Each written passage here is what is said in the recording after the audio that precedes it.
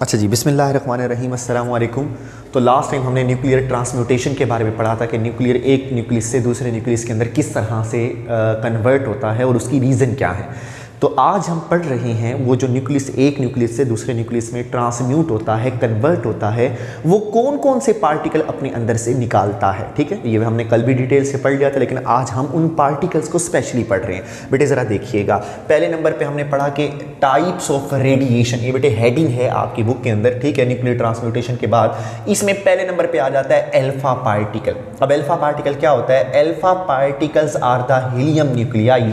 Alpha particle जो होते हैं वो हीलियम के न्यूक्लियस होते हैं। न्यूक्लियाई जो है वो प्लूरल है न्यूक्लियस के। ठीक है बेटे, तो अल्फा पार्टिकल्स ये न्यूक्लियाई होते हैं। अगर अल्फा पार्टिकल बोलोगे तो हीलियम का न्यूक्लियस बोलोगे। इसके अंदर बेटे दो प्रोटॉन्स होते हैं और दो न्यूट्रॉन्स होते हैं। कल भी आपको बोला गया था कि अल्फा डीके के अंदर एक न्यूक्लियस अपने अंदर से दो प्रोटॉन और दो न्यूट्रॉन इकट्ठा बाहर निकालता है। ठीक है, तो दो प्रोटॉन और दो न्यूट्रॉन होते हैं। ठीक है, फिर आगे बेटे लिखा हुआ है एन अनस्टेबल न्यूक्लियस, जो एक अनस्टेबल न्यूक्लियस होता है, have large number of protons and neutron. एक अनस्टेबल न्यूक्लियस तब अल्फा डीके करेगा, तब अपने अंदर से अल्फा पार्टिकल को बाहर निकालेगा जब उसके अंदर लार्ज नंबर ऑफ प्रोटॉन्स और न्यूट्रॉन्स मौजूद होंगे। ठीक है, क्योंकि इसके अंदर प्रोटॉन्स हैं तो इसके ऊपर चार्ज +2 है। सही है, +2 चार्ज है, तो ये डिफ्लेक्ट होगा टूवर्ड्स कैथोड, ये नेगेटिव प्लेट की तरफ डिफ्लेक्ट हुआ करेगा। सही है, यानी कि अगर हम यहाँ पे बना लें, ये आपके पास एक पॉजिटिवली चार्ज प्लेट है बेटे, ये पॉजिटिवली, ये नेगेटिवली चार्ज प्लेट है जी, एक साइड पे नेगेटिवली चार्ज प्लेट आ गई। ठीक है, तो जो आपके पास बेटे अल्फा पार्टिकल होगा, अल्फा पार्टिकल ये डिफ्लेक्ट हो जाएगा नेगेटिव की जानिब। ठीक है, ये अल्फा पार्टिकल है जो कि नेगेटिव की तरफ जाएगा। बेटे आगे देखते हैं, आगे हमारे पास बीटा पार्टिकल है। बीटा पार्टिकल क्या होता है? ये हाई स्ट्रीम एनर्जी इलेक्ट्रॉन्स होते हैं। कल मैंने बोला था कि बड़ी हैरानकुन बात यह है कि एक न्यूक्लियस के अंदर हालांकि इलेक्ट्रॉन नहीं है, लेकिन फिर भी ये अपने अंदर से इलेक्ट्रॉन बाहर निकालता है न्यूक्लियस। ठीक है,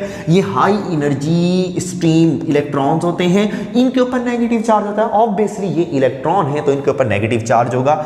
ये तब इमिट होते हैं जब large number of neutrons are there, जब बहुत बड़ी तादाद में न्यूट्रॉन्स होते हैं तब ये इमिट होते हैं। ठीक है, ये एनोड की तरफ डिफ्लेक्ट होते हैं। बेटे जरा देखिएगा किस तरह से, अगर ये आपके पास प्लस है, ये आपके पास नेगेटिव प्लेट है, यानी कि ये प्लस प्लेट है, ये आपके पास नेगेटिव प्लेट है, तो जो बीटा पार्टिकल होगा, जो बीटा पार्टिकल होगा वो नेगेटिव प्लस की तरफ झुक जाएगा, क्योंकि इसके ऊपर प्लस चार्ज नहीं बल्कि नेगेटिव चार्ज है, तो प्लस की तरफ जाएगा।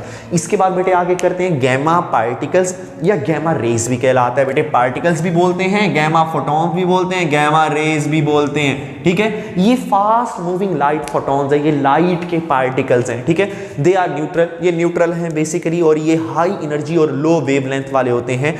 ये तब इमिट होते हैं, लास्ट टाइम भी बताया था, जब एक न्यूक्लियस एक्साइटेड होता है, यानी कि जब अल्फा और बीटा डिके हो जाता है उसके बाद गैमा डिके होता है। ठीक है, ये कहाँ, ये ना तो एनोड की तरफ जाते हैं बेटे और ना ही कैथोड की तरफ, यानी कि ये प्लस की प्लेट है, ये नेगेटिव की प्लेट है। ठीक है जी, तो ये जो गैमा होगा वो सीधा ही चला जाएगा। ठीक है, ना पॉजिटिव की तरफ ना नेगेटिव की तरफ। बेटे कोई बात पूछनी हो तो इंशाल्लाह जब आप फिजिकल क्लास लेने आएंगे तो पूछेंगे। ठीक है बेटे, ओके, खुदा हाफिज़।